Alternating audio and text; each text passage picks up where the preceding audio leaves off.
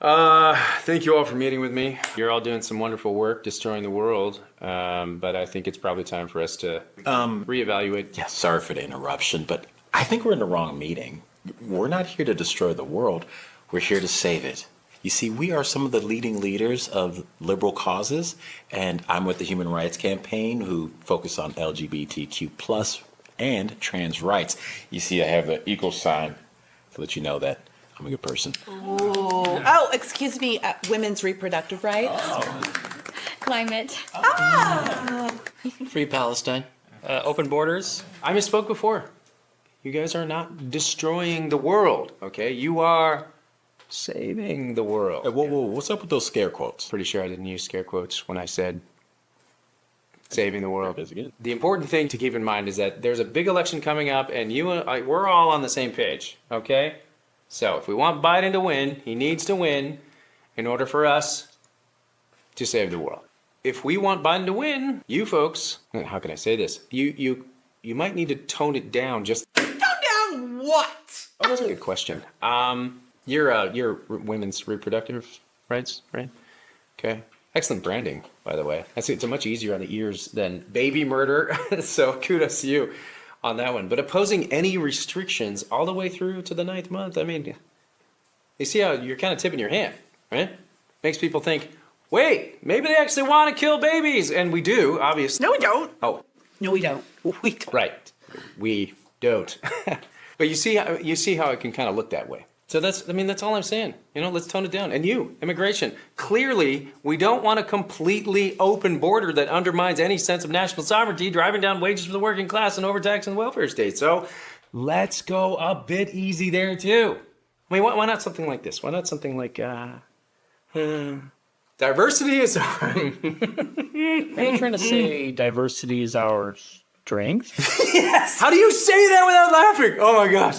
I can't even get through it. This is head de moi. My sides. My goodness. Okay, what about you? Pro-Palestine. You are, I'm going to say this. You're kind of coming across like you just want to wipe Israel off the map and kill all the Jews. We do want to wipe Israel off the map and kill all the Jews. Of course, yes. And that's awesome. I'm all for that. I love that. But you need to pretend like you don't want to wipe Israel off the map and kill all the Jews. Why? Excuse me? I mean, we're pretty clear in our position, and most young people and everyone on college campuses, and half the Democratic Party, of course, still support us. Yeah, it's cool now. You may have a point there. You might be the only person in here that can be as evil as you want to be and get away with it. All right, still, let's think about tactics. Okay, do you think that occupying bridges and blocking traffic is somehow winning people over to your cause? Yeah, and making people hate us by blocking traffic is our thing. He's stealing our thing! You're not stealing your thing. You must die. We will kill you all! See, this is what I'm talking about. I mean, okay, I love the homicidal thing that you got going on there. I really dig it, okay? But maybe market it just a little bit differently. Like the serial killer that everyone thinks is such a sweet guy, He's got 27 bodies in the basement, but he's like, coaching Little League. That's what I want. Be that guy. Death to America. The funny thing is, you don't even look Middle Eastern. Am I wrong, people? Am I wrong? I'm not. I actually grew up on Long Island, but my parents sent me to college. Death to America. HRC guy, you have been going over the top as well. Well, it's important for us, they, them, to be accepted just like everyone else. Yes, of course. And convincing people that they're intolerant for not wanting men to get naked in women's locker rooms. I guess that's genius. I mean, come on, it's next level stuff. All right, but insisting that your children be mutilated. I mean, come on, let's turn people off, you guys. I mean, not everyone, obviously, but until the election, can we just all pretend for a few months not to be crazed, lunatic, homicidal extremists? Extremist? No, it's my body, Donald J. Trump. Donald Trump. You will obey me. Sorry. Glad we're all on the same page, though. So, how do you do it? When I do evil stuff, it seems like nobody likes me. When you do it, everyone finds you sympathetic. Well, see, my people are oppressed victims. So we can rape, murder, and call for genocide, and it's pretty much totally justified.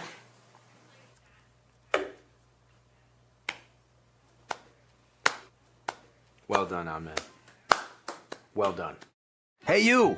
Are you enjoying these videos? Then I have a loose suggestion for you. Why don't you like it? Okay, guys. In the spirit of a story, in the spirit of ancient legends, I'm going to share with you in this fun episode. Yeah, we're going to have fun. I'm going to share with you the legend of the actor who audited Arizona. I could not resist of giving this topic its own program because in the teaching moment, it is how invariably conservatives get conquered. It's a prime example of how conservatives, and yes, I'm a conservative, are their own worst enemies. You're going to want to pay attention. Let's see. Yeah, many of you might have been here with me for 6 years almost now talking about this, getting close. Many of you probably followed all my previous YouTube stuff. If you're one of those, you've been with me 16. More than 16, 18 years. But this one deserves its own category. It really does. Because it's the legend of the actor who audited Arizona and other modern fables. Let me tell you how this started. It's very funny. I'm going to tell you how it started, and I'm going to show you how it ended, because I think it all kind of goes into this interesting story. And by the way, maybe a lot of you are under snow today. If you're in the mountains are really across the country, from west to east, been hammered, right? Been hammered with snow. It's cold out there. Anyway, let me show you how this particular story began, okay? Some of you may have throughout history seen this particular photo. You see this weird shack, guys up on top, guys standing around. But that fellow standing dead center off right, meaning one over from the center, right? And that young fellow is the future President Franklin Delano Roosevelt, right there. Okay, now where this is, and you've seen this photo, has to do with a place called Oak Island, right? Oak Island. We're going to talk about this, but it's important, so you understand this. So there's Franklin Delano Roosevelt on Oak Island. Here is Oak Island. It's the History Channel's #1 series ever. Been going on for 16 years.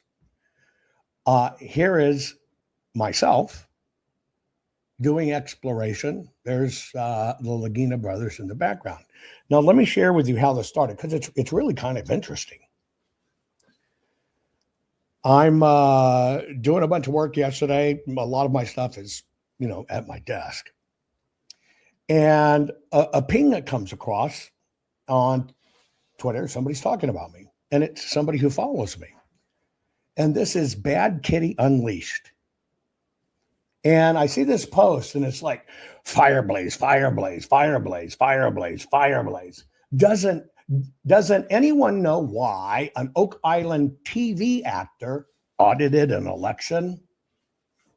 Seriously, folks, have I ever steered you wrong? Well, it was a combination of two posts. So that's the second post. Here's the one that before. Bad Kitty Unleashed. Oak Island is calling you, Jovan Pulitzer. Quite the election specialist.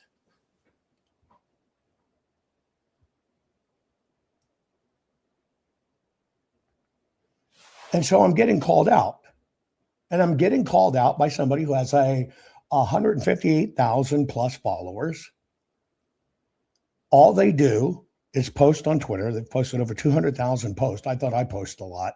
No, I don't even get a fourth of that. Over 260 or 280,000 posts. Or 240,000 posts. And here it is, Bad Kitty Unleashed. Now, I want you to hear what it says. Free spirit and cool cat at heart. Truth will always prevail. Count on it. Accuracy is my motive. If you ever see something wrong, just tell me. Accuracy is my motive. But the post was quite the election specialist, a TV actor.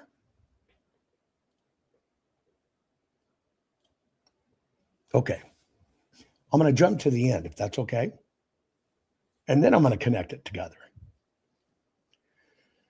When you have somebody that has that many followers, it's going to elicit a lot of reactions. The post that was just posted is hey, thought you would like this, Professor Clements and Joel Altman. Look at it. You can see it. It's normally the type of people that do this kind of stuff. And I think it's interesting because I've been focusing hard on Georgia and a lot of people down in Georgia that have just done stupid ass things. That this comes up, but nonetheless, I'm not going to assume anything. And oh, come on, where can I get that? Hang on, here. Dang it! I've lost my control on this to show you the end. So let me see what I do here to gain that back. I'm going to click a button. Can I get to it? No, I can't. Okay, let me figure out how to do this for a moment.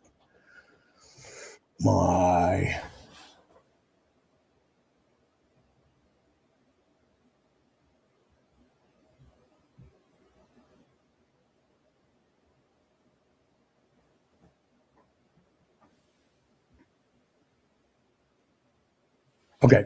Anyway, I'm going to try to click something. Something's kind of gone wrong with my screen. Hang on.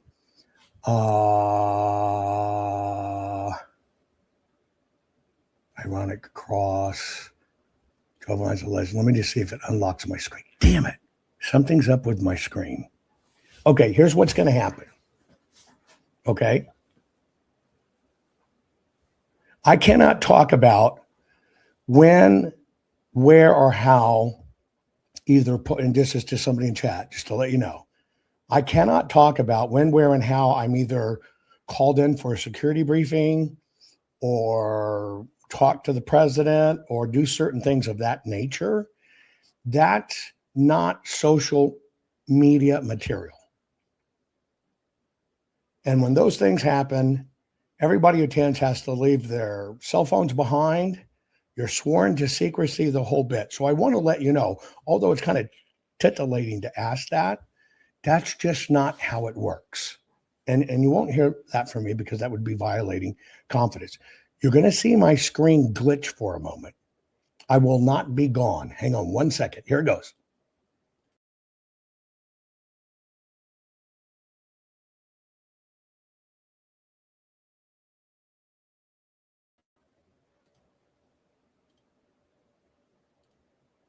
Okay, I should be back in the feed now.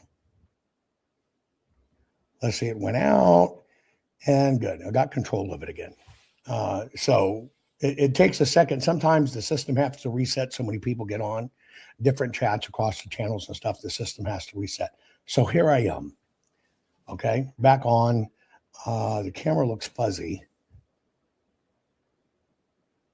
Let me force a refocus.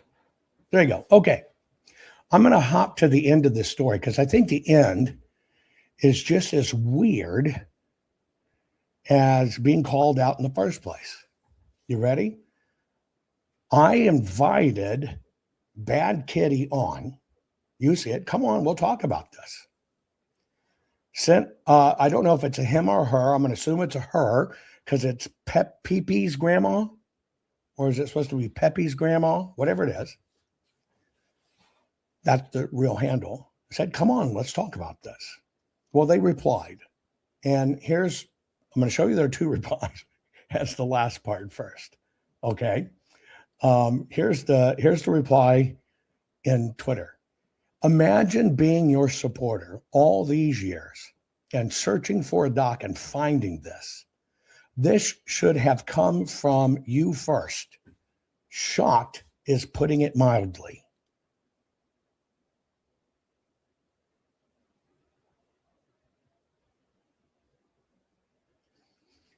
How many of you know of my exploration background? And how many different programs have I done just having fun? And we talk about treasure hunting, exploration, Oak Island, History Channel, Discovery Channel, whatever the case may be. Well, anyway, she admonishes me that it should have come from me first. On the thread, I mean, come on, but almost all of you know that. Okay, we'll get that in a minute. But on the thread, here's what she put. I'll call you on this. Why, listen to this wording. Why was I placed in the situation of finding this by accident and being shocked in the first place? Why the secret? I've known you for a long time and I've never saw this. I feel betrayed. This is to go back. Why was I placed in the situation of finding this by accident and being shocked in the first place? Why was it secret?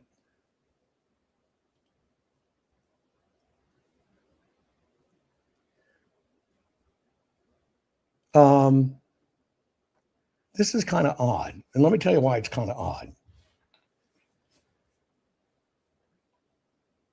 It's kind of odd because, how do I even put this?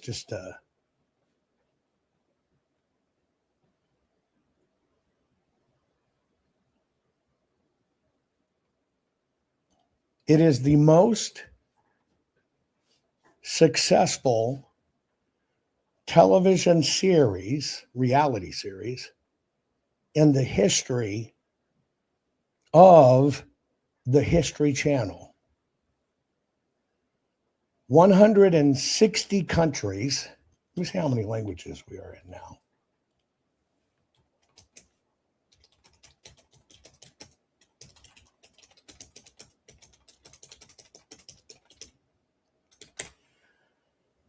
It's in 160 countries. I think we might be 20 or 40 different languages. It may be more. I'm just double checking. I want to give you the right numbers. But it is the most successful television series of its kind ever. And that's saying a lot when you think about the TV world. But I'm trying to grasp why Bad Kitty Unleashed feels betrayed and posted. This was yesterday, so you understand timing, right?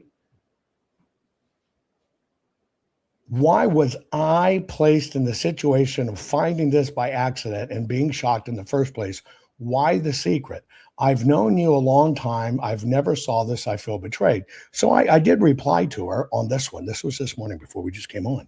And I said, you know what? I never thought about letting you know. Let me tell you why I never thought about, and I'm paraphrasing, letting you know. Number one, we're talking something that's well over a decade ago. Even before I got the to do the audit in Arizona audit, everybody knew this. President Trump knows my history on television. The Secret Service knows my history on television. And you don't get to President Trump side by side, spend time with him if you're some flake-tard, dangerous poser. I said, everybody knows this is about me. And I said, frankly, how would something a decade and a half or more ago, would I know to call you and notify you personally in advance when I could have never known way back then, 2012, whatever it was, 13, 14, of course it still runs and there's reruns all the time. Who would have ever thought I would be doing an audit for the United States of America back then? How could I have ever thought to call you? And oh, by the way, I said I'm terribly sorry, but I forgot to call you when I was on PBS. I forgot to call you when I was on the Science Channel. I forgot to call you when I was on A&E. I forgot to call you when I was on Discovery. What do I say?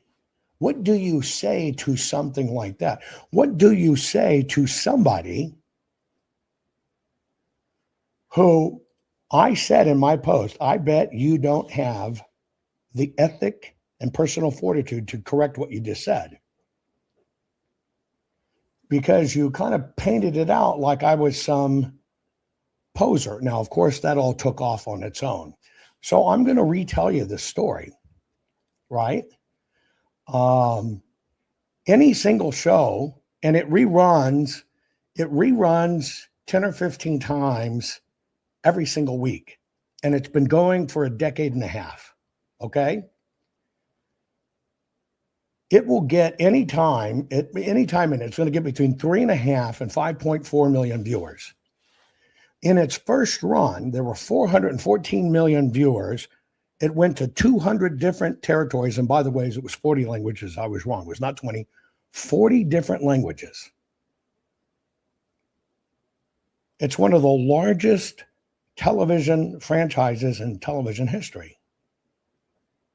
And somehow, because people, when you do this and they know you and following online, people take ownership in you, wants to know, why was I placed in the situation of finding this by accident and being shocked in the first place? Why was it secret? I've known you for a long time and I never saw this and I feel betrayed.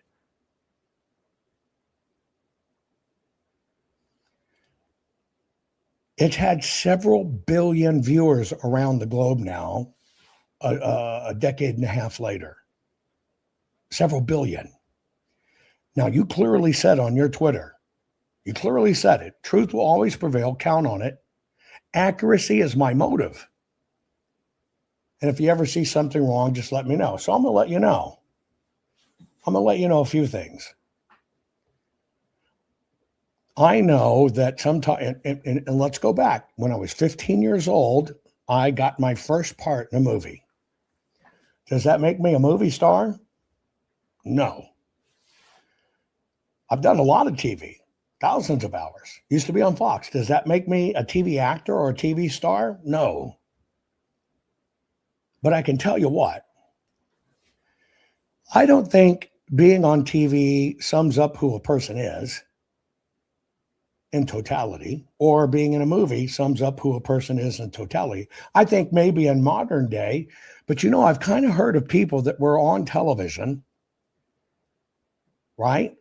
Or doing series, going on to doing great things. Do you get my drift? So I personally wouldn't go, you didn't tell me, Mr. President, you were a cowboy in Westerns. Why did you not tell me? How dare you, Ronald Reagan, do the Ronald Reagan Theater and then claim you're a president? That kind of sounds like the left, doesn't it? And so I'm trying to understand, well, you didn't tell me. Why was I put in this situation in the first place? Well, how many people, way back when Ronald Reagan, who has a lot of the telemetry I had, television, radio, right, etc. Do you think they experienced something like that where there are people out there that says, Ronald Reagan, how dare you? You couldn't be president. You're an act. Oh, actually, there were liberals. That's right. Liberals. There's even people out there. And this is the only reason I'm talking about it. This person's shocked, okay? This person is shocked somehow that they weren't told, right? They were not told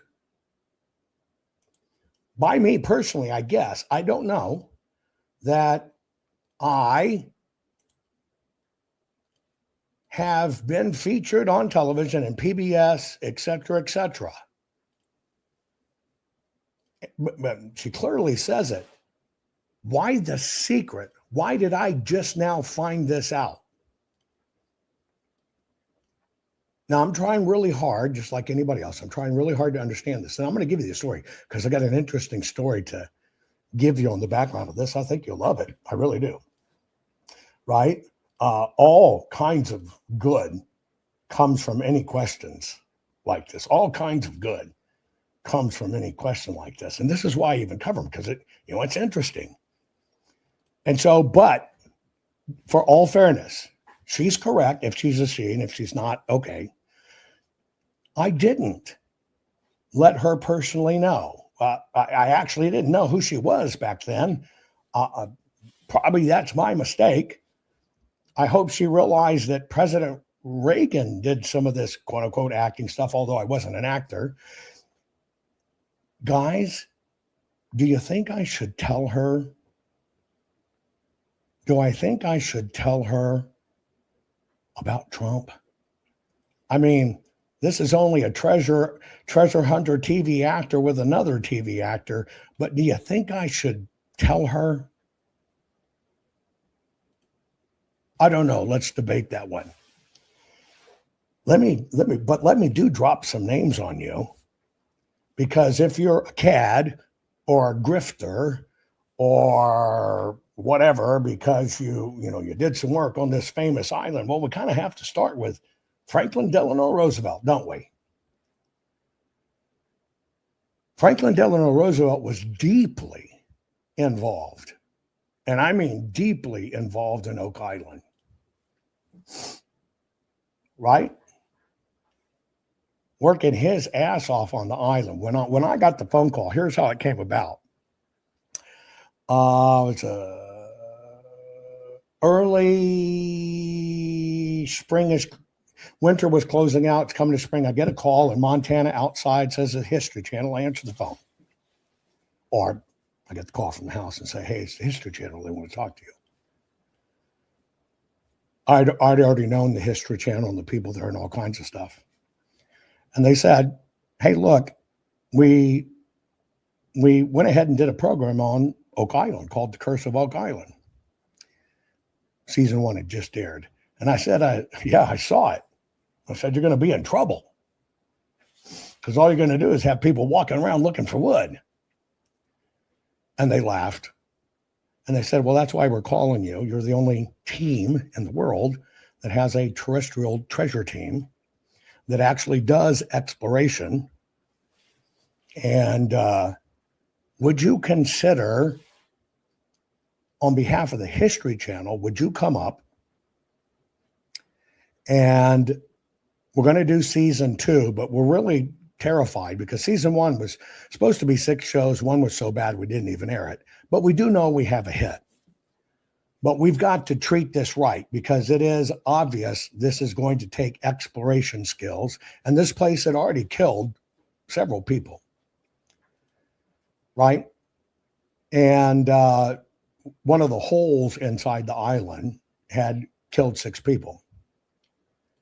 It just so happens that in my team, which I command, and we're a terrestrial team. What's a terrestrial team? We primarily work ground, not ocean. Right? And so my job was a very simple job. Very, very, very simple job. I agreed to 1 season, and then I would come in. We'd get a good understanding of everything. I would show them the exploration and ancient side of it.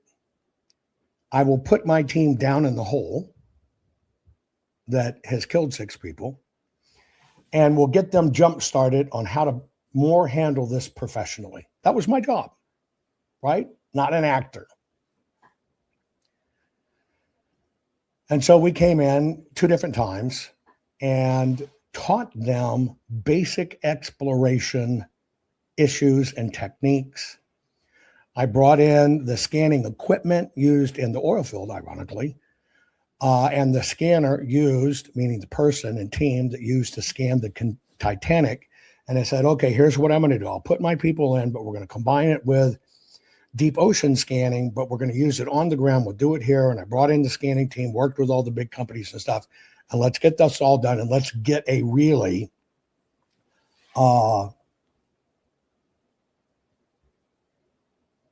good look at it. Right? And so that was my commitment to the History Channel. And then we met the brothers. I'd never met the brothers before, but I told the History Channel, I'll come do this, but I want you to know nothing's there.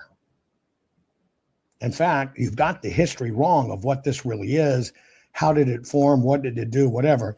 And they basically said, look, it's not that we care about that. We just want to get to 100 episodes. That's the only thing we have to do, get to 100 episodes of exciting TV. Okay. So as I get there, there's this deep hole in the island that they dug trying to get to the treasure. Now, I know a lot more history than they know history, and I know these son of a bitches, because Canada laws is so strict. And Canada seized the island many times because they believed the myth there was massive treasure there. That old man Blankenship, God rest his soul, when they couldn't dig, old man Blankenship would take dynamite, underwater explosives, and in this 18-story hole, he would toss dynamite in the hopes that if he could do enough dynamite down in the hole and there was treasure coin, that some of the coins might blow up in the air out of the hole and fall on land, and he'd have proof and the government would let him dig. So let me see if I can find a picture for you.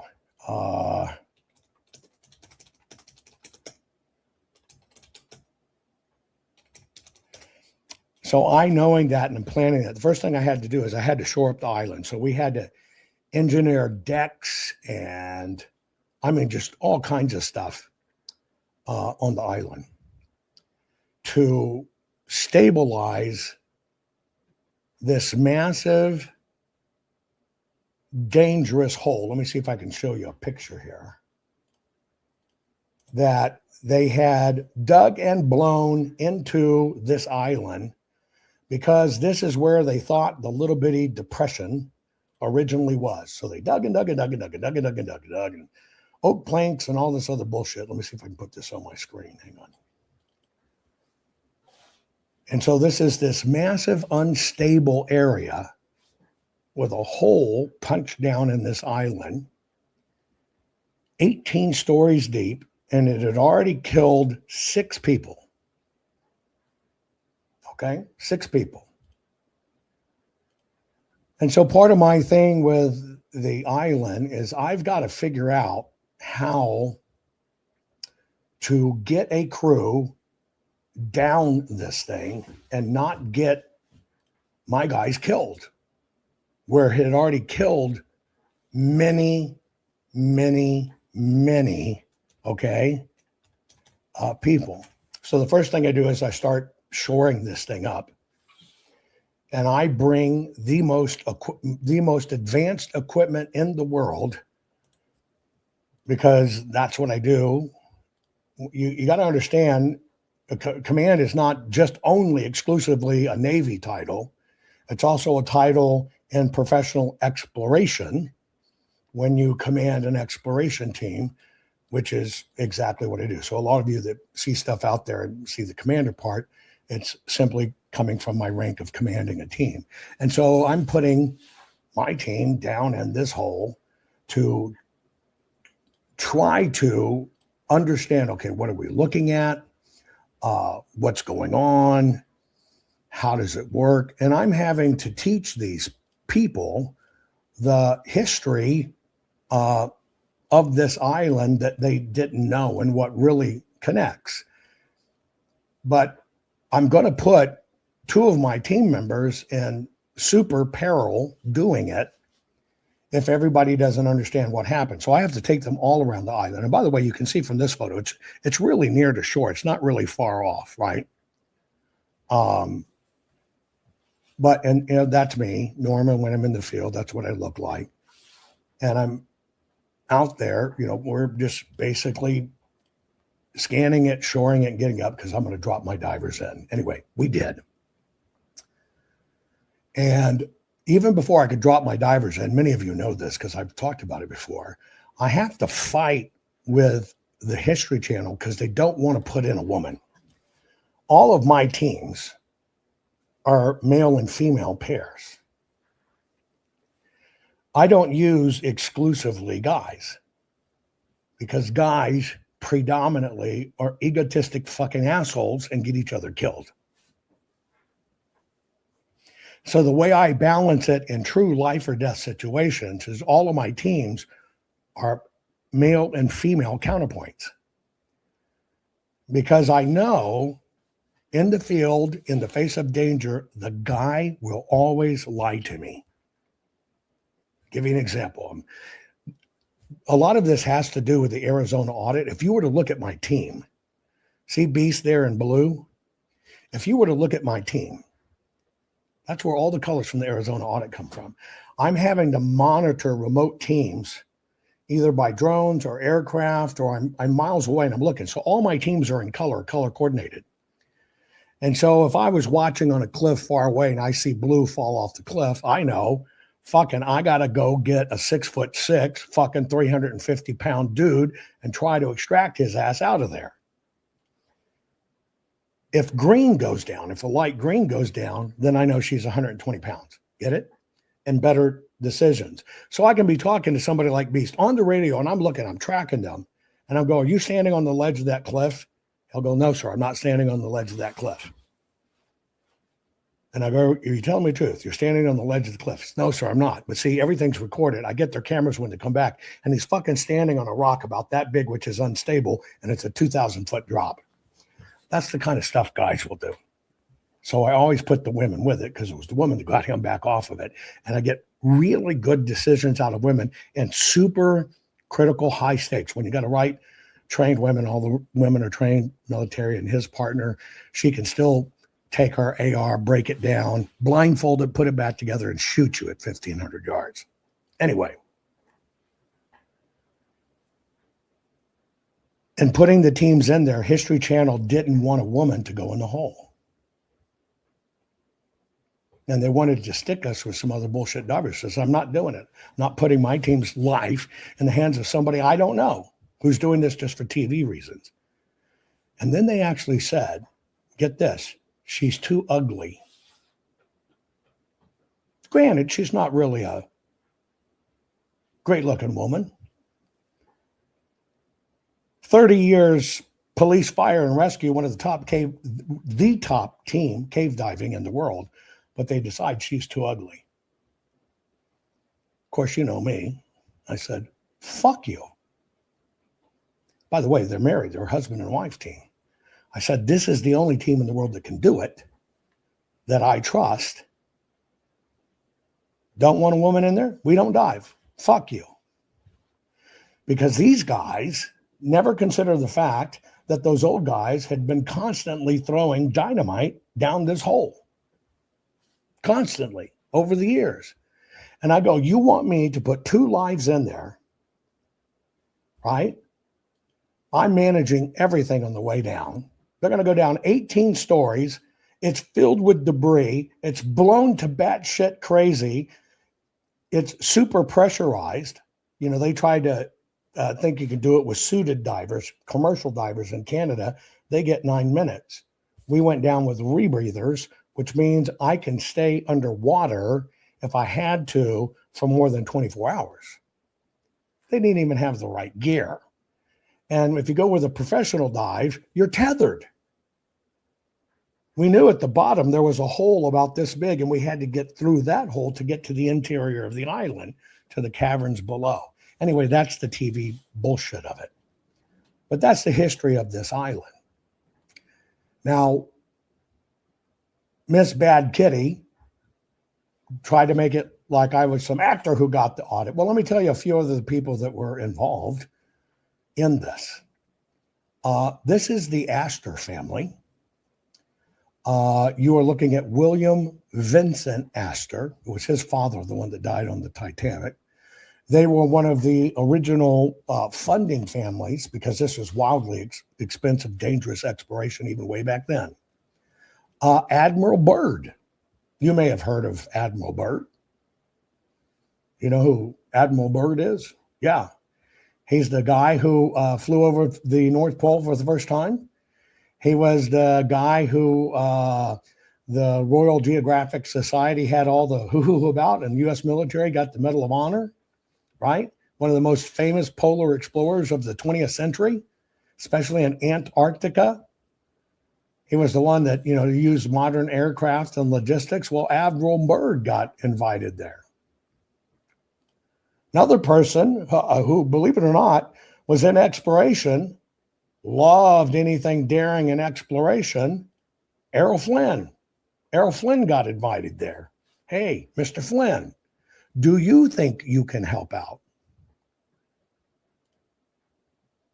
And so Errol Flynn. I mean, who doesn't know Errol Flynn, right? Famous, damn movie actor, right? Holy shit, movie actor. Well, he got invited there because of his expertise. Another slouch got invited there, John Wayne.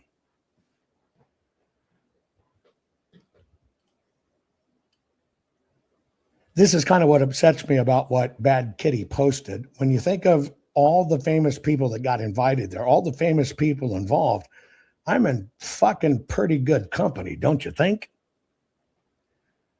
So when I got a chance to get there for something that had been ongoing for several hundred years that nobody solved, and we cracked, by the way, where people were like John Wayne worked, or Errol Flynn, or Admiral Byrd, and all these others, of course I jumped at the chance. But somehow she feels betrayed because she didn't know that I go practice my exploration again. By the way, not only did I practice exploration, I wrote the actual course law book for it worldwide, for every state and every country. I am the author of the definitive law book on it.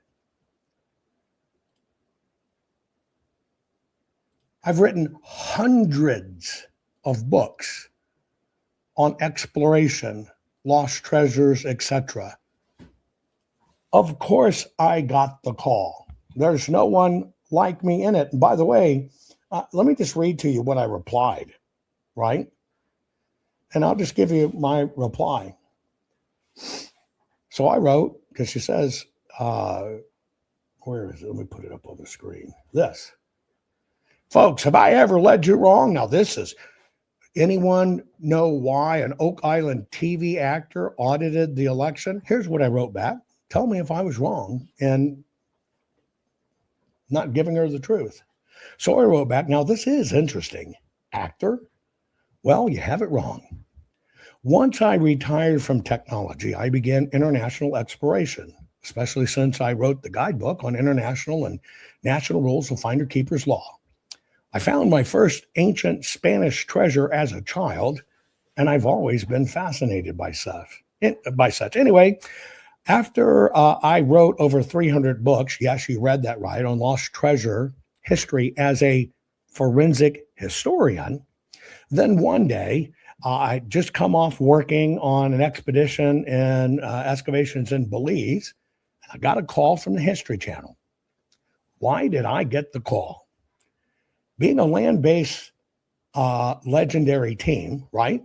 And I was the only person who commanded a professional terrestrial treasure recovery marine, almost everybody ex-military. They needed professional help trying to figure out how to find what the island really was.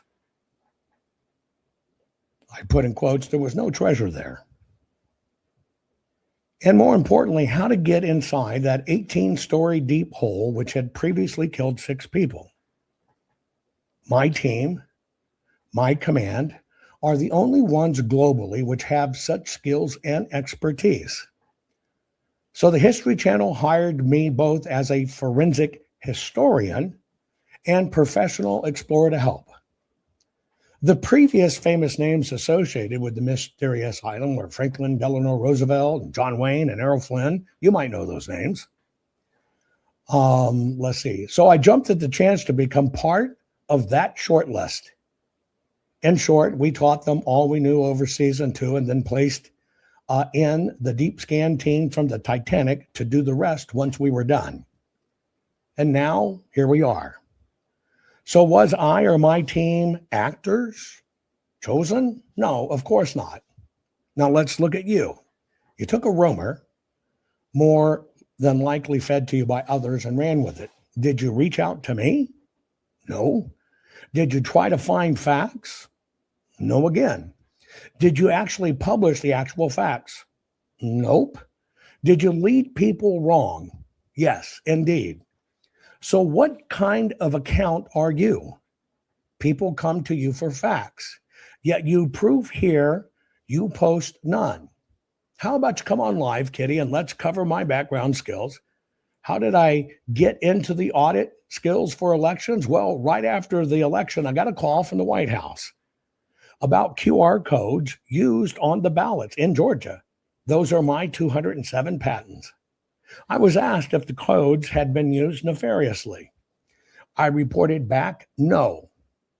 At the time, I was doing my own investigation, so being a high-level technologist, forensic investigator, and researcher, not to set aside a forensic historian, with my credits of my working and appearing, of my works appearing in 150 plus universities around the globe, I was tapped to do forensic audits.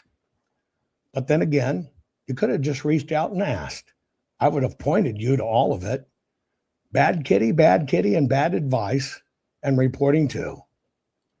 And then I asked, well, P.S., why do you do it? Why do you put that out? I only do this as an example of this is how we as conservatives, and it's very subtle. Obviously, what happened is she came across something somebody wrote trying to portray me in a bad light. Who always says, the Secretary of State of Georgia did a page saying failed treasure hunter. Who also does that? Clements, Raccoon, Joe Altman, Dr. Frank. They'll always kind of use that failed treasure hunter, which has nothing to do with me. It's an article somebody wrote on crap, something I didn't even do. But these are how these stories take off. So obviously she didn't do a research. She just took off on that story. Now I find it interesting that this happened at the moment I'm smacking Cleta Mitchell. I am smacking Georgia, and I'm smacking the fellow David Cross in Georgia. It's kind of funny. The reason I was smacking the individual in Georgia, David Cross, is because, the boxes have been gathered in Georgia. Now you're hearing the supposedly 700 boxes picked up, right? You know that, right? You probably have now heard that they didn't get 700 boxes. Did you hear that? So Tulsi Gabbard does this raid, and they're supposed to pick up all these boxes. They're led to believe they pick up 700 boxes, and when they go back, they find out there's not 700 boxes. In fact, there might be anywhere from 40 to 50 boxes missing. And so somebody posted on that, and it was an election official in Georgia. So I replied, I said, I want to let you know that those 40 to 50 boxes that are missing more than likely are the actual ballots. This was by an Amy Kremer, right? Amy Kremer, chairwoman, first American chairwoman, co-founder, Women for Trump, RNC, National Committee woman, GOP, Georgia Republicans, former Delta flight attendant. And so she wrote 44 boxes are missing.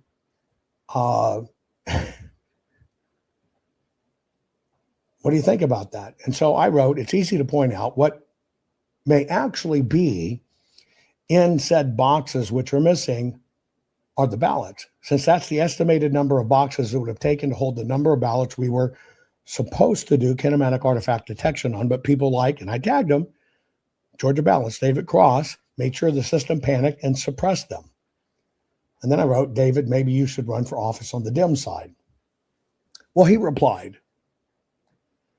And let me show you his reply. This is the former vice chair. Now I'm calling out. I told you a long time ago, the chances of us seeing these ballots in Georgia are very small. I have no problem, left, right, indifferent. I don't give a shit. You fuck it up, I'm going to call it out. Well, this is the guy who let the world know what we were really finding, and he should never have talked about it. Was not authorized to talk about it. It created a shit stir in Georgia. And we ended up not getting the ballots. I told him that would happen. Anyway, so I wrote, you should probably go run for the Dems, because when he finally got booted out from the Georgia party, because he got rewarded, they raised him up for that. He got booted out. He claimed they stole it from him, and he still complains. And I said, just run as a Dem. He did reply to me. And he replied, maybe you should eat a bag of dicks, Jovan. Now, this is the vice chair. Maybe you should eat a bag of dicks, Jovan. This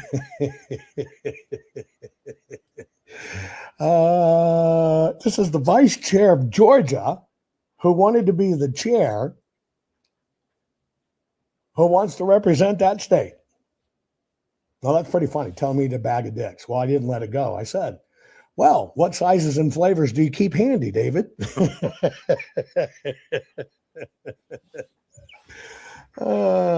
Yeah, what sizes and flavors do you keep handy, David? Let me see what you got. I mean, if we're gonna get a bag of them, then I want to pick the ones I want, not the ones you think I should get. That's the GOP. I have no problem going head to head with people. And certainly I'm not talking in the sword fight kind of way, because I'd win. Can't beat an anaconda sword, but you know what I mean.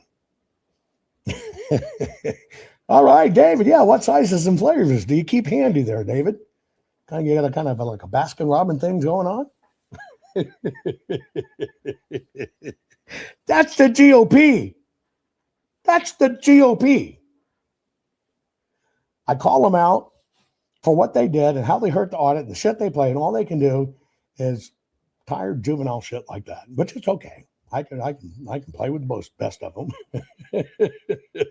And there's a very good chance that the GOP does have a supply of a bag of dicks that I could choose between sizes and flavors they keep handy. Stop it. I'm going to pinch you if you keep on talking to me that way. Yes, people can be morons. And so you kind of have the history of the reason I decided to tell this is I thought, damn, my damn screen fucking did it again. I don't know what the hell's going on.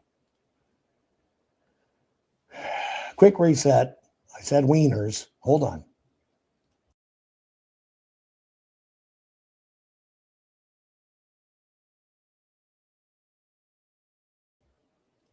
Maybe I'm pushing the buttons too quick. I don't know. Maybe David sending me that message about a bag of dicks just got me so excited I was pushing buttons too fast. Who knows? How stupid. Anyway, if it comes down to, because I've done television work and that makes me an actor. Well, I happen to know some great people that were actors gone on and done good things. I'll accept that and I'll take that as a compliment. If my work on Oak Island, being part of history there, kind of makes me not qualified to do an audit, I don't know why, but I'm in the company of incredibly historic, legendary people. Well, I did. I took that one. If being a forensic historian and law scholar, because remember, this is all forensic history. I actually teach people how to do it, trace it down. And all my technology stuff, I don't know what qualifies anyone to be an audit, right? Ever. Because there are no such thing as official election auditors. Never have been. And so if we were looking at qualified election auditors, then I don't know what qualifies me, but I can tell you when they looked at the hanging chads, they looked at about 60,000 ballots. Well, my team and me personally are the only people in history that have looked at in excess of 2 million physical ballots, 189 million voted ovals. Maricopa is the fourth largest county in the United States, the second largest voting block ever. I don't know if that doesn't qualify me as an expert. It certainly qualifies me to be invited in by President Trump and sit down, not for the typical 3 or 4 minutes somebody gets, but for 96 minutes and then dinner. I don't know what qualifies a person. Now, if you want to know about Oak Island, right? It's a great piece of history. It is an absolutely great piece of history. It really is. And I jumped on it. I did. I jumped on the ability to help with that story. Okay? This story of this island started in 1795. How far would that be? Let me go here. Hang on. It was March 1795 to now. Let me see how long apart that is, just for shits and giggles. That was 230 years, 10 months, and 27 days ago, or 84,339 days ago. So in 1795, and I'm going to tell you the real story. In 1795, supposedly some kids, they weren't kids, supposedly some kids walked across this island and they found the depression, a little caved in hole in the island. And supposedly they found a tackle and block in a tree. And because pirate stuff was the thing of the day, everybody believed that it was pirate treasure. It was John Smith, Anthony Vaughan, and Daniel McGinnis. It's the original discovery story. And so this kind of became rumor up there in Nova Scotia. And between 1804 and 1805, there were many companies organized. One was called the Oslo Company. 1848 to 1851 was the Truro Company. 1858 to 1862 was the Truro Syndicate. 1863, 1865, the Oak Island Association. 1866 to 1867, the Oak Island El Dorado Company. 1893 to 1899, the Oak Island Treasure Company. 1909 to 1911, the Old Gold Salvage Company. 1931, the William Chappell and Associates. 1934 to 1938, the Gilbert Hedden Group. 1959, 1965, the Robert Restall and family, and it killed his family, his sons. 1965, 1967, it was Robert Dunfield. 1969 to 2007, it was the Triton Alliance. And then 2007 to present was the Oak Island Tours. That's the modern TV show.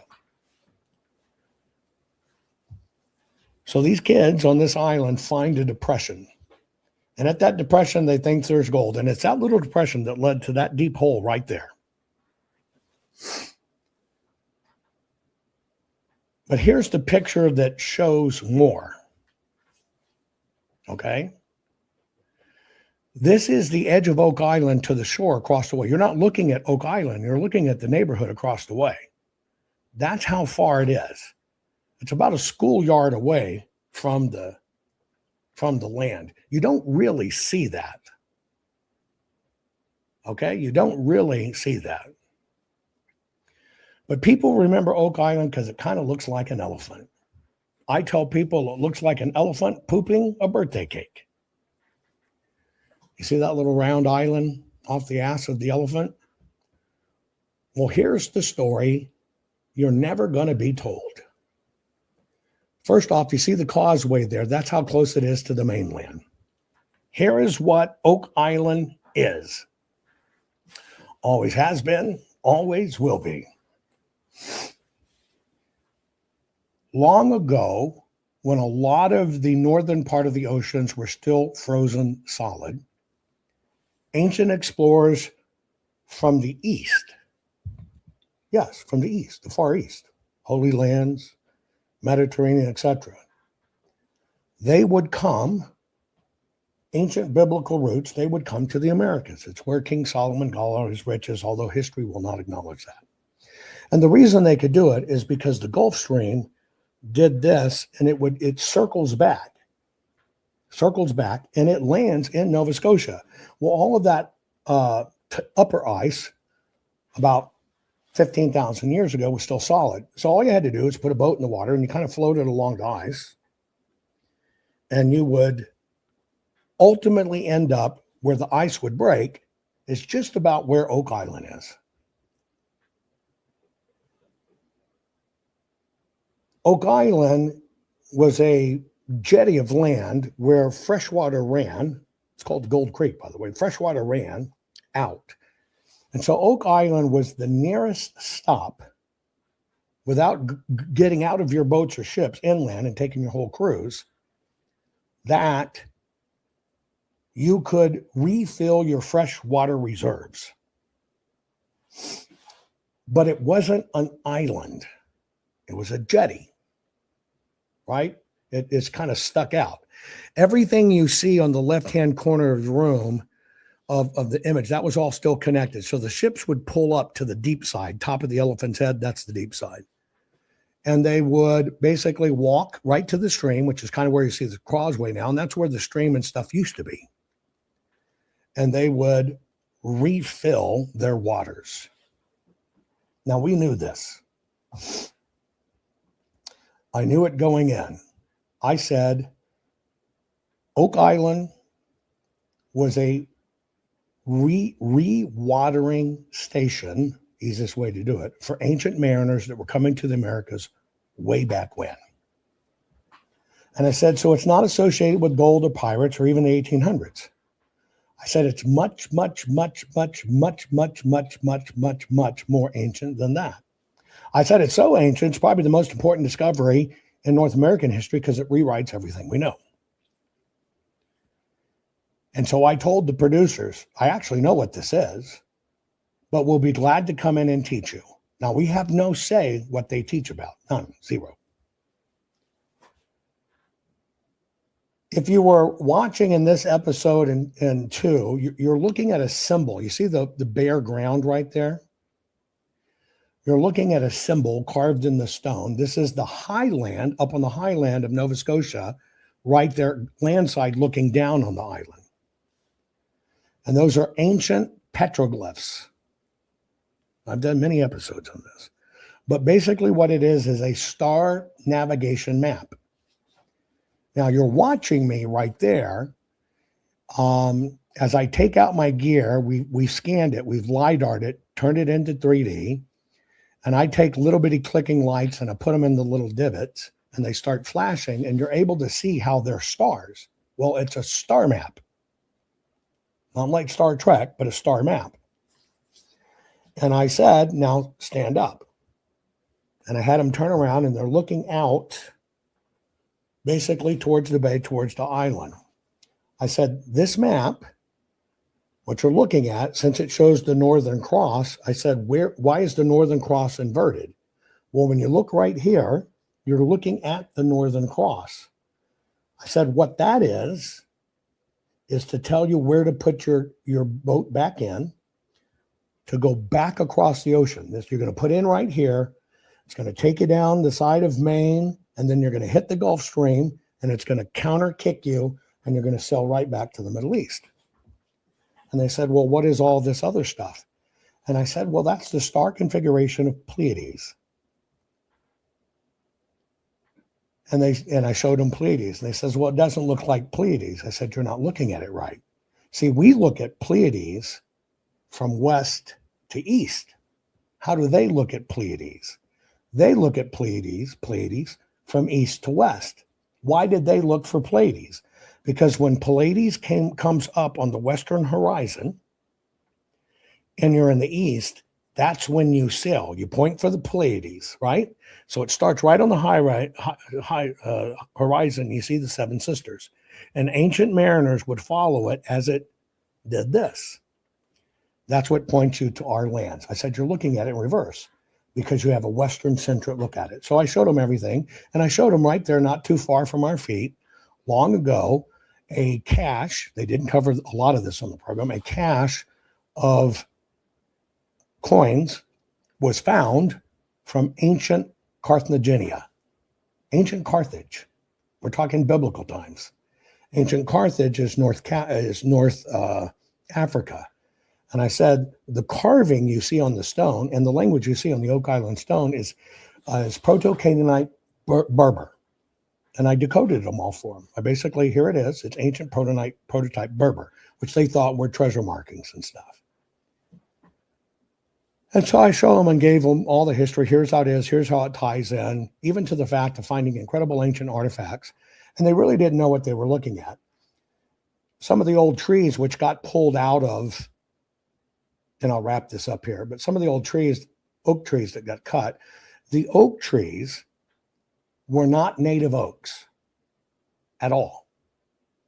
These oak trees, if you go back and look at the old photos of what survived, these oak trees were massive. Well, these were quercus from Africa, a particular type of oak, ancient savanna oaks, not native American or Canadian oaks. And they said, why would these trees be here? And I said, they planted these trees because of how high the canopy grows, and the canopy grows flat. You've seen them. I said, that's how they visually see where the island is from the ocean. So all these magnificent trees were sighting devices. That's why you find this weird oak tree. That's why it was called Oak Island. When oaks everywhere, why would they fucking call this place Oak Island? Because it was not an oak like any other oak. It was fucking, what the fuck? It's oak, but what the fuck is this? And so they were planted there. Well, nobody ever thought to talk to the ancient peoples. So I went around and I met all the chiefs of the tribes. And I interviewed them about their ancient history. Now, the people that are there are the Mi'kmaq. We'll just call them Micmac for short. The Micmac people have been there at their ancestral lands for about 10,000 years. They're the only native tribe that have never been moved and relocated. If you were to look at the tribe long before the missionaries came in the 1800s, they already knew all of the stories of the ancient Bible. Native people. They're not a seafaring people. They'll go after, small whales in bays and stuff, but they're not a seafaring people. But they had this incredible seafaring language. They had this incredible knowledge of the stars.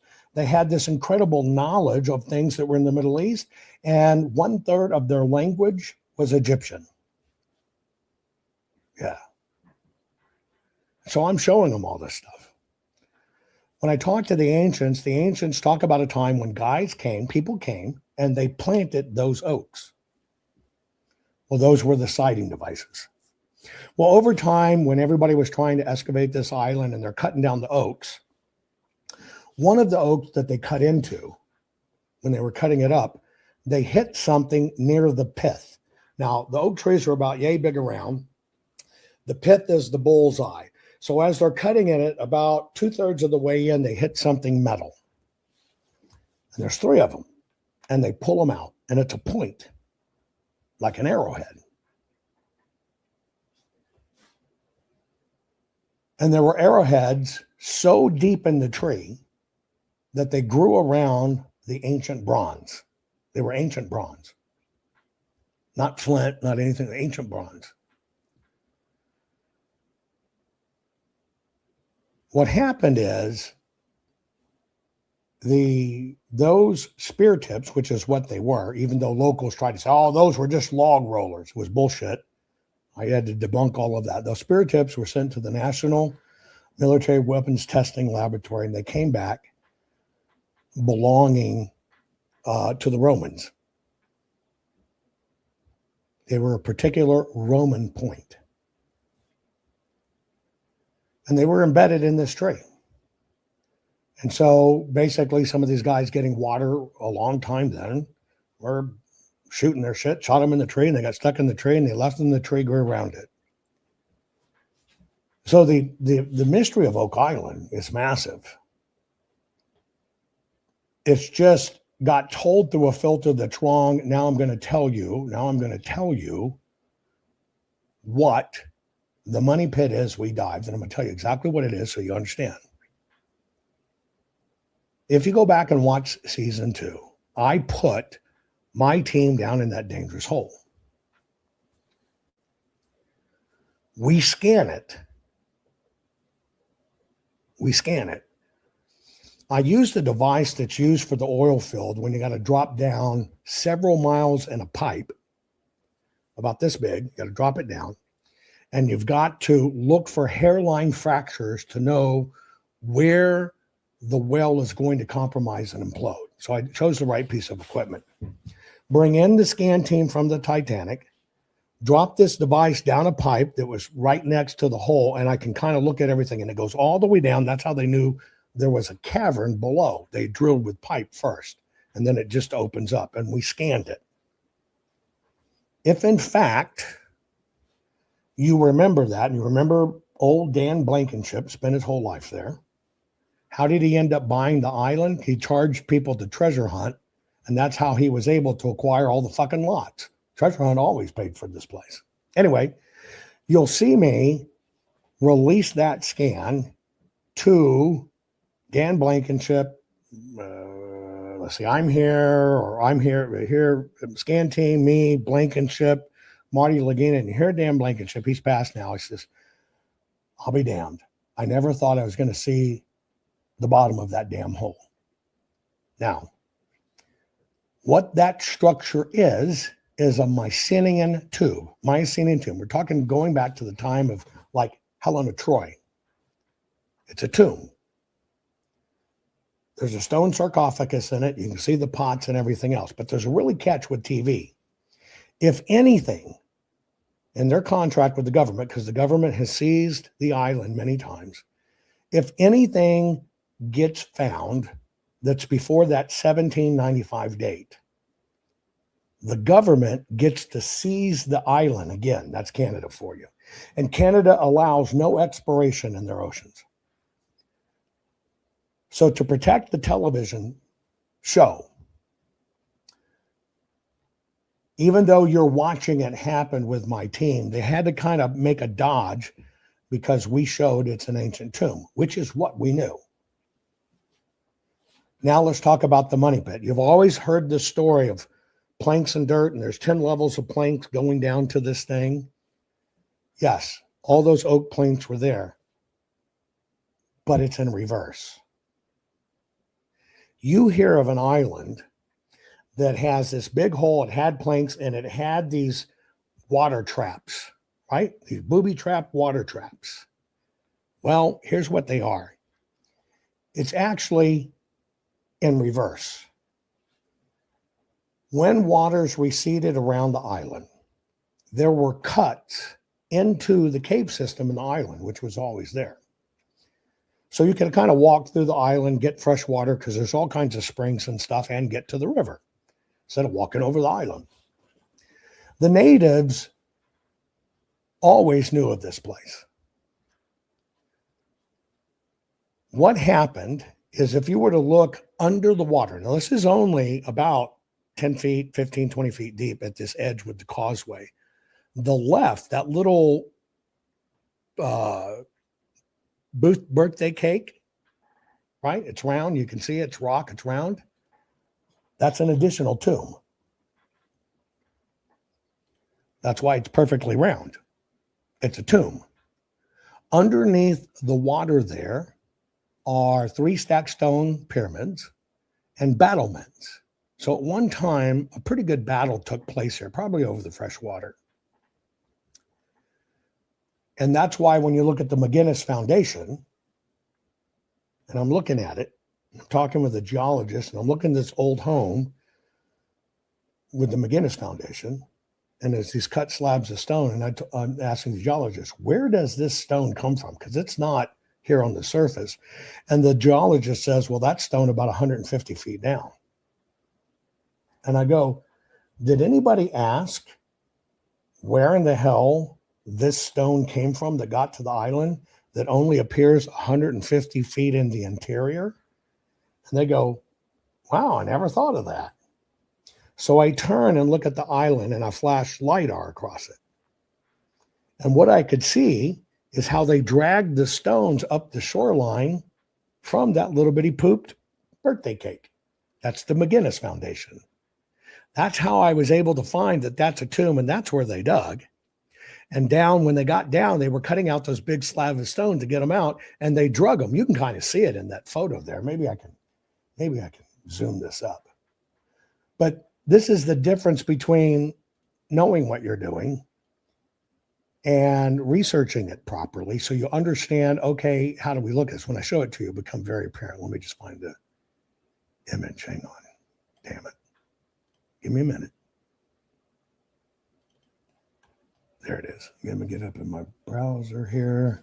That way I can zoom it up. Let me go here. Let me get that. Let me share my screen. Share screen. Go here. Go here. That's it. Now I'm going to boom it up for you. Okay. So this is the deep water end, right? The triangle swamp is formed when they put this road in. It's not some Templar bullshit. I showed them how it got made when they put the road in. There's the pit. But when you come over here, right? Let me see if I can. There. So you see the pooped island? See it right here? Now the McGinnis Foundation's right there. You kind of go from the island. You see the little nipple on the shore, like the sphincter. You can see the drag marks. You can see it. You can see it clearly where they dragged it up to the top of the road, right there at the road where you see those few trees. That's the McGinnis Foundation. Nobody knew what the fuck they were looking at. Nobody. And there were all kinds of big stones that the old guys had moved around the island that had carvings and stuff on it. That I said those were sighting devices. Here's how you sight them up. Anyway, the place is a tomb, but let me explain the money bit. Stop thinking digging down to get to treasure. That is not what it was. A very ancient mariner at some time got killed in a battle there, and they entombed that very important person in this island. The little, what you thought were water traps, never were water traps. All they did was backfill little entrances. They backfilled them. Those little shots on the island led into a central cavern. It is that central cavern down there where they buried this person, put his tomb, his armaments and everything. Just to the right of the tomb, okay? Just to the right of the tomb. They dug out of the tomb. They didn't dig down, they dug out. Now, let me explain how we mechanically know this. As they're digging up, standing on rocks that are down there, they start digging up and then they bring in planks and they set planks. They stand on those planks and they dig to the next level. They get on top of a few planks like scaffolding. They dig up more. Boom. They dig up more. Boom. It's scaffolding. Now, how do we know it's scaffolding? Because in all of those layers that they found, when they got to the very last one and they filled it in with dirt, over time, dirt compacts and deciduates, which means it relaxes and folds. That is why there was a dip. They dug a little, they found the planks. They got the planks out of the way. There was an air gap. They dug some more. They find more planks. There was an air gap. Basically, in hiding the tomb, that is how the makers of the tomb hid it. They sealed in all the waterways, the ways.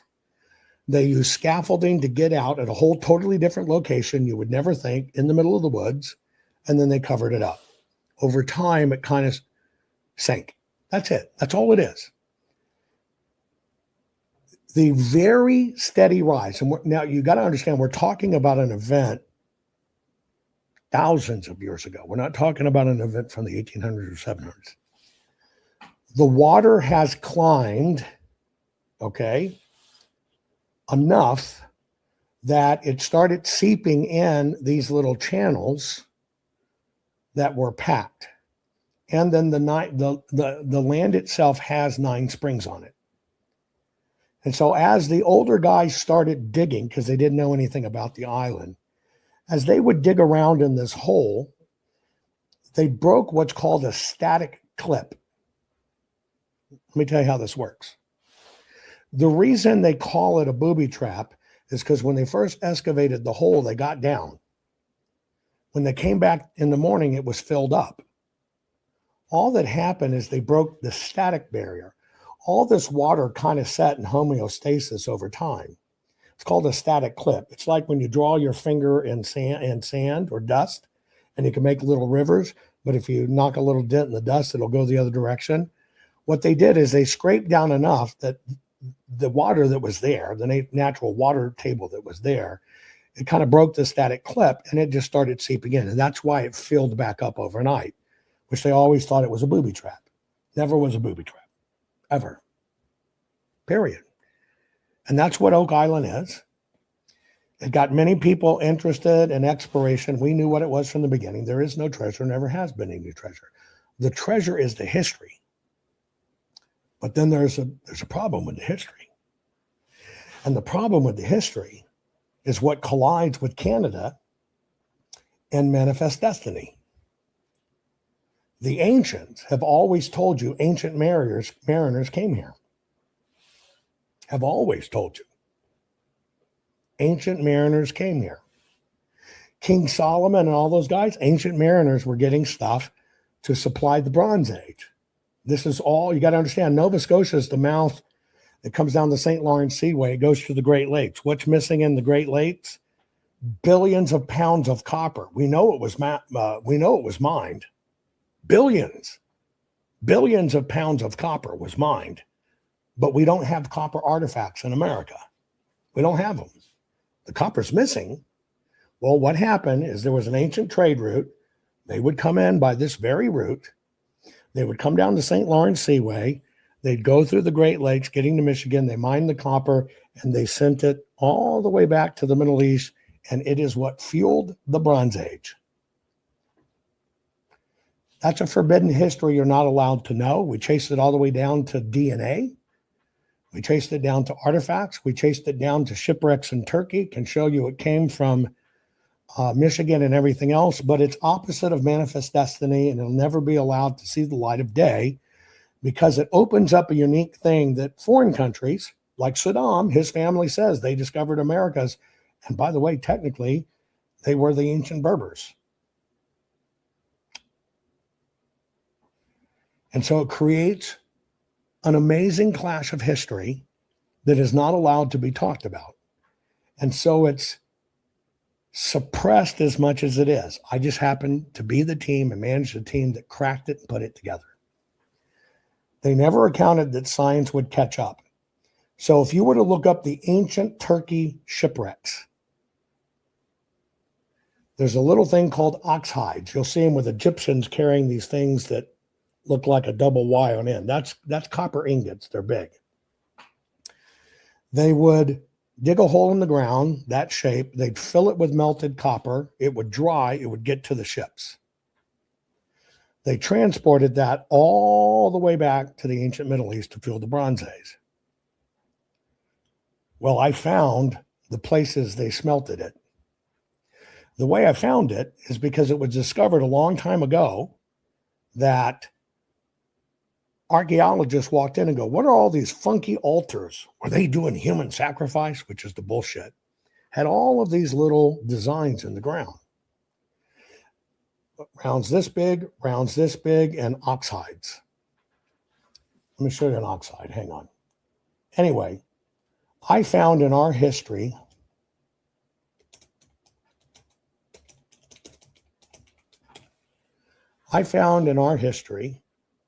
I'll show it to you this way because it kind of shows both.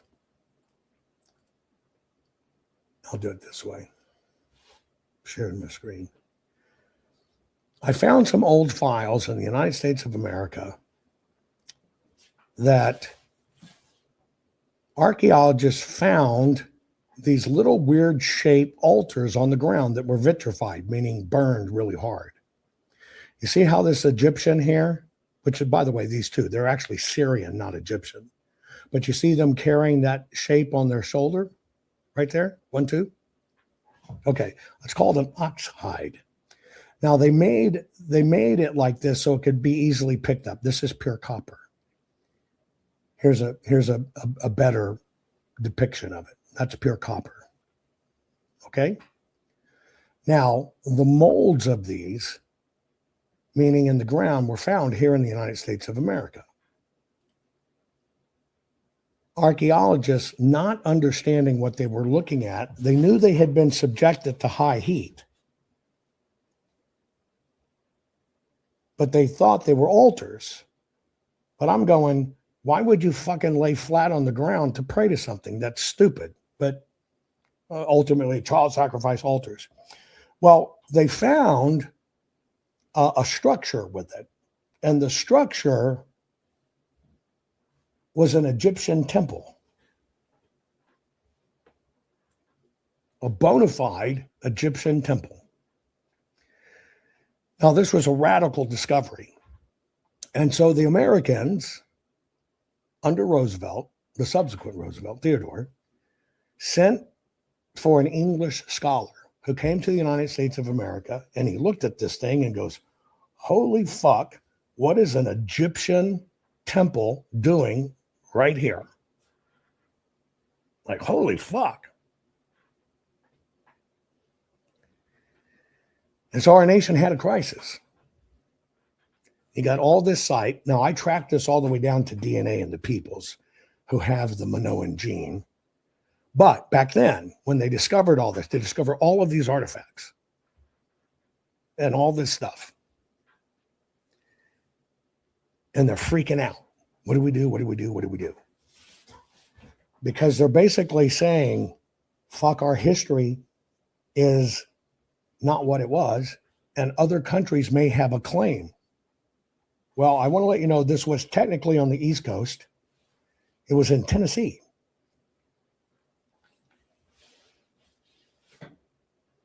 So here's all this fascinating stuff in Tennessee.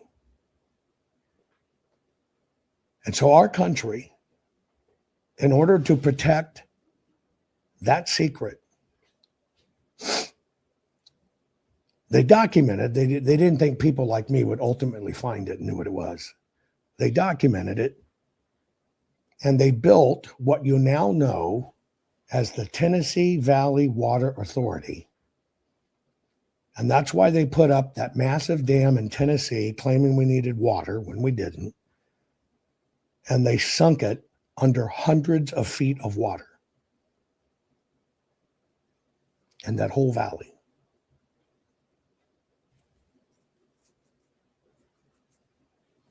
That's it. They hit it. Totally forbidden to talk about, but what they didn't, I'll show you, I'm gonna go back to that one picture. What they never accounted on, and elections got me a lot distracted from this part of my work. But, history's history. I don't care what it is. It's history, and it won't change anything, and people aren't going to go take the country. But you notice these ingots here? You notice the bumps on it? Right? Let me see if I can go.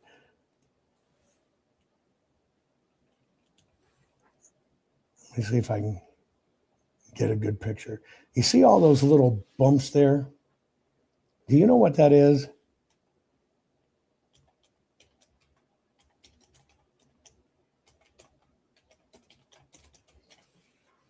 Do you know what that is?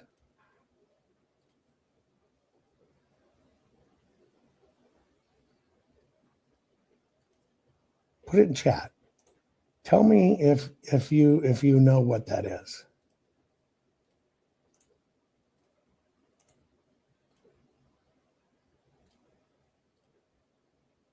It's not tool marks. Good point.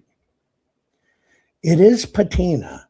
Patina is the green, but I'm not talking about the patina. I'm talking about the dimples.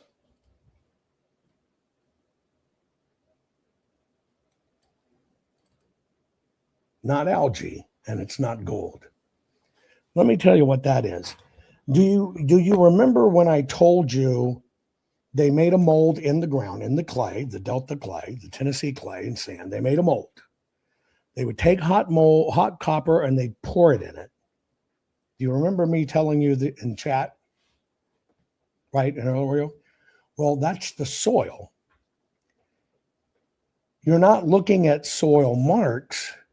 You're looking at soil deposits that have been captured in the process of making the ingot. So all of those little bitty dimples are copper encapsulated soil. Now that soil captured in all those little pimples, when you analyze it, shows it comes from the United States of America and Tennessee. Because you can test the soil, tell exactly where it comes from. Now here's your last pop quiz. Where was that ingot found? Now you understand, if they're pouring it on the soil, it's going to take up some of the minerals. You understand that, right? They're just pouring calcium and carry it. And that soil came from the USA. Where was that particular ingot found? Right there. Right off the coast of Turkey. Which goes back, we were dead on. We used forensics. We got it right. There it is. And it was found in what's called the Uluburu shipwreck.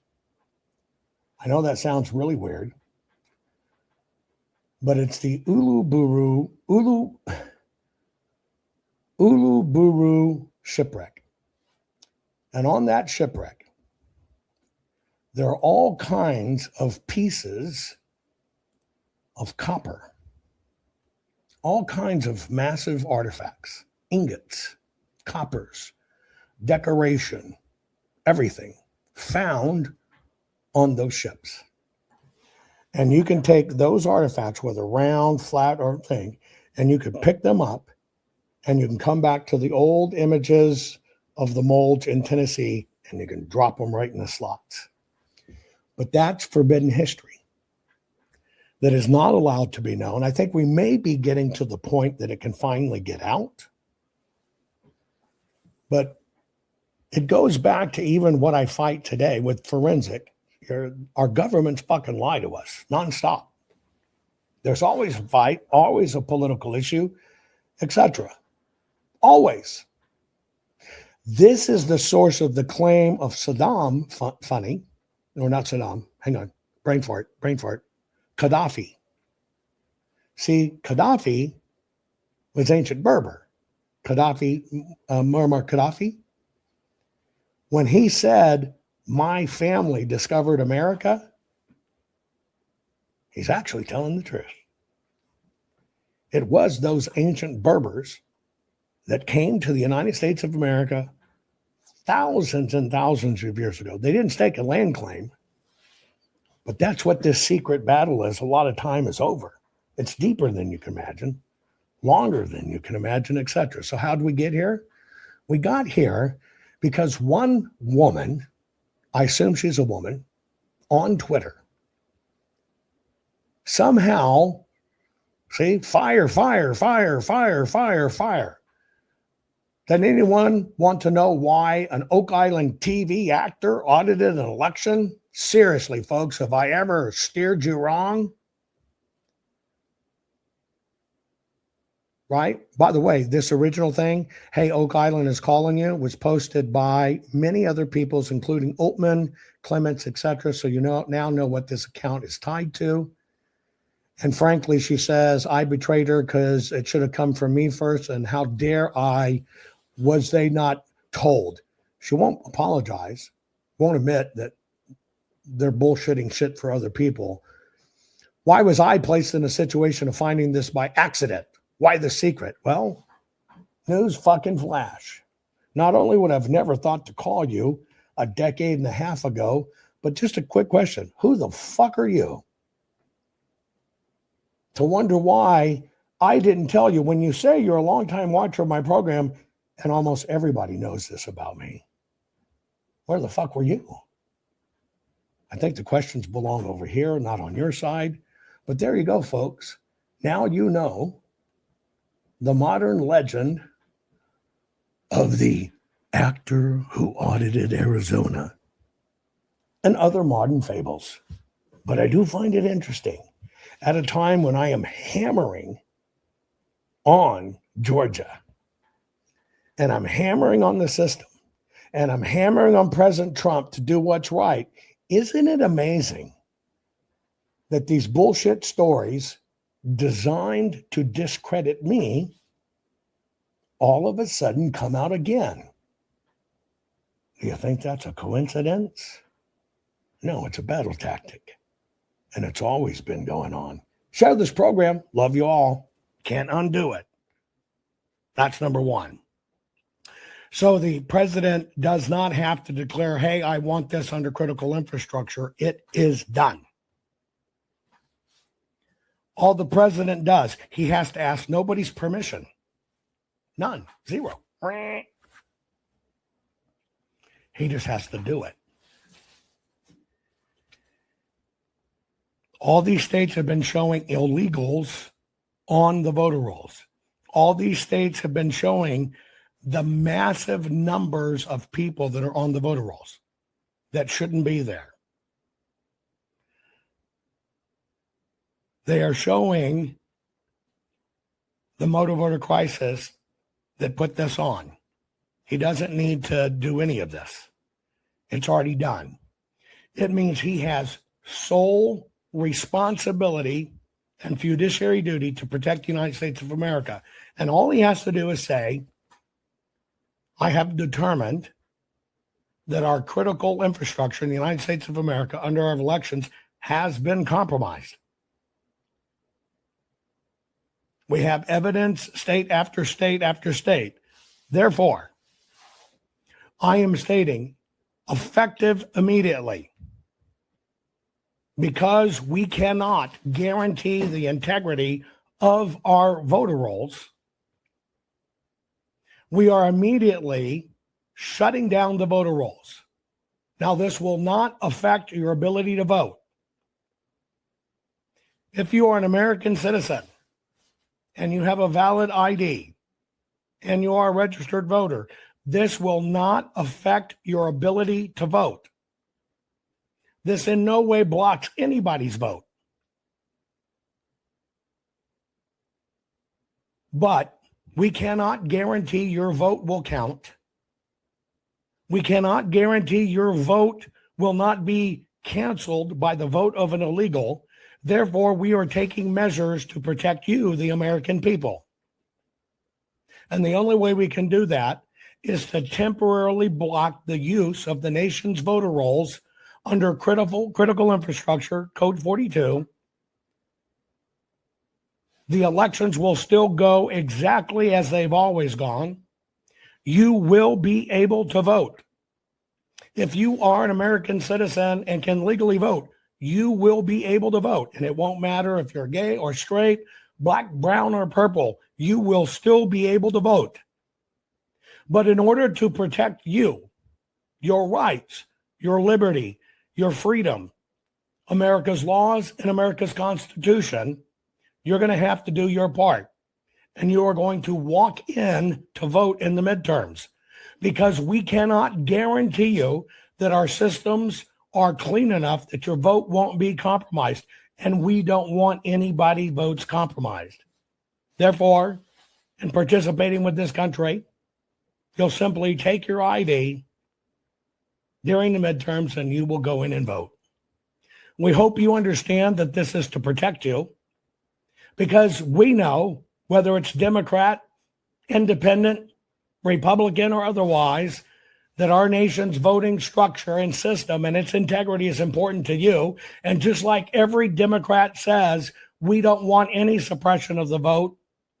We don't want anybody votes harmed. We don't want anybody, well, their vote canceled because they voted illegally. Therefore, in order to protect every single citizen of this nation, as part of critical infrastructure, we are immediately shutting down the use of our voter rolls because we know they have been compromised. We are beginning an investigation in every single state of each voter roll. And as my power of the president, I assure you, we will make sure that our voter rolls, before they come back and online, are safe and secure. But you do not vote because you're on the voter rolls. You vote because you're an American citizen. So with this temporary suspension of the voter rolls, it does not block your opportunity to vote. Nothing changes that. You are an American citizen. You will be allowed to vote no matter what city, what state, or wherever you are. We're going to protect you. We're going to protect this country. And now it's up to you to do your part, to get out in the midterms, bring in your ID, and make sure you vote. We will get to the bottom of this, and we will protect every single citizen with no regard for race, color, or creed. And that's my job as President of the United States of America. We hope to make it fast. We hope to get it done. But be prepared. This may happen in the midterms. But I assure you, as long as I'm president, we will get it fixed and we will bring these back online. That's the message President Trump has to deliver. Our courts are based on clear and convincing evidence. Want convictions? Want justice? For what happened in the 2020 election? Then we need your help. Not fixing 2020 will damn our nation forever. The decision you make in the next few moments could decide whether we ever get our elections fixed or not. Here's why. Trump campaign and allies filed 64 different lawsuits. They all went down in flames. 100% of these cases were presented on "It's the machines," or "The machines changed the votes," or "The voting company executive said he would make sure Donald J. Trump would not win." They all went down in flames. Why? You can't bring theories to court as evidence.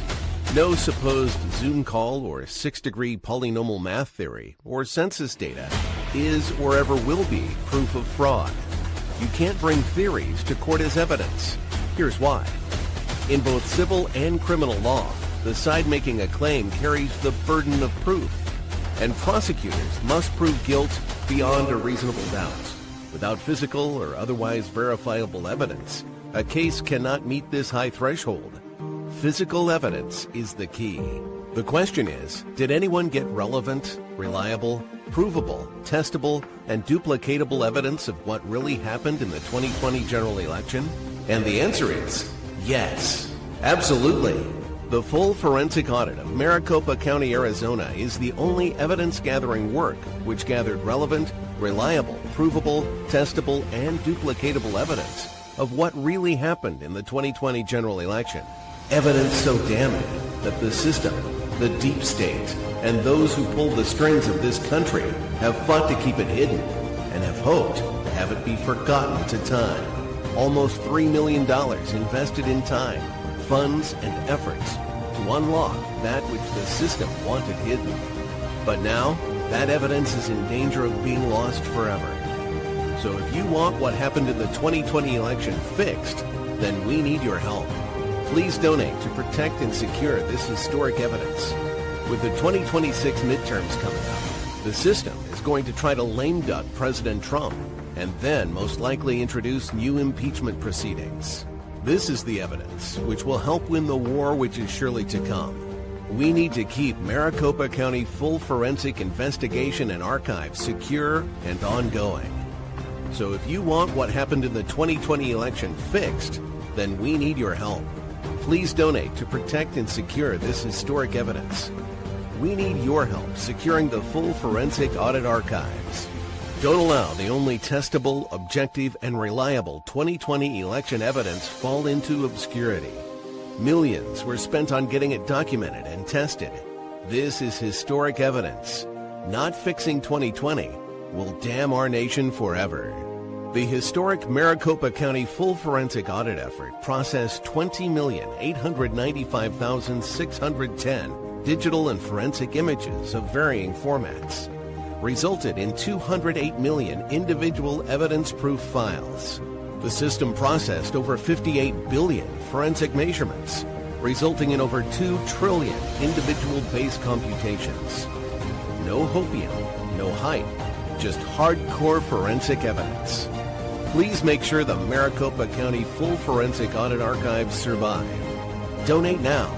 So if you want what happened in the 2020 election fixed, then please donate to protect and secure this historic evidence. We can't do it without you. We need you. America needs you. Our future needs you. Please donate now. Not fixing 2020 will damn our nation forever. Please donate now.